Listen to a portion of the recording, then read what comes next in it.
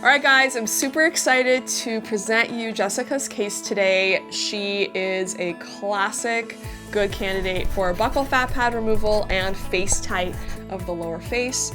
Get that neck cut, that jawline, and really take the weight out of the lower part of her face, giving her a lifted appearance. I've always been self-conscious about my big cheeks and my double chin. When I first met Jessica and I walked in the room, I was salivating because she's such a good candidate for both of these procedures. Once I met the doctor, it was an instant connection.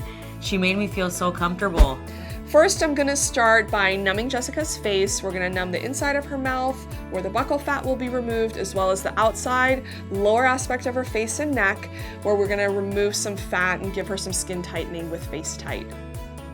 Just when she opens her mouth, you can see her buccal fat bulging into her mouth, and she actually said she bites on it all the time. This buccal fat is gonna be a giver, a lot's gonna come out, and she's gonna have an awesome result.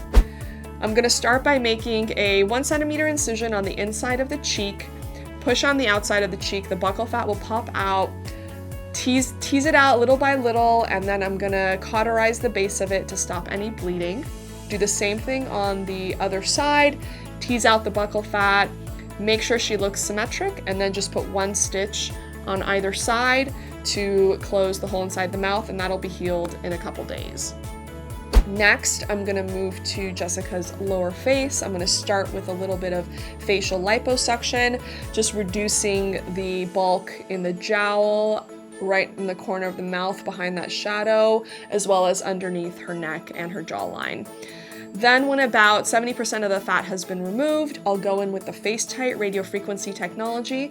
It raises the temperature underneath the skin to 160 degrees Fahrenheit, which will give a nice even fat melt, as well as tightening of the skin over a 3 to 12 month time period. Once I'm done with melting the fat and tightening the skin with the Facetite technology, I'll go in and do a little bit more facial liposuction just for symmetry, do my little pinch test to make sure the correct amount of fat has been removed from both sides and everything's symmetric.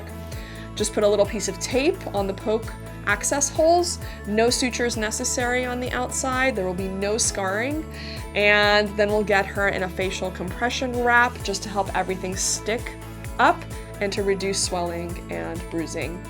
After about a couple weeks of some swelling, Jessica is going to start noticing that her face looks more contoured, all the weight has been removed from the lower part of her face, and she just looks super lifted and refreshed. And I can't wait for her to get to that part of her recovery because I know she's going to love it.